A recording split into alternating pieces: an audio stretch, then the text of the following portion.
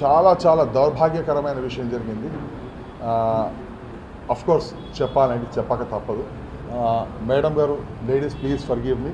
ఛత్తీస్గఢ్లో అమిత్ షా గారి మీటింగ్ జరిగింది.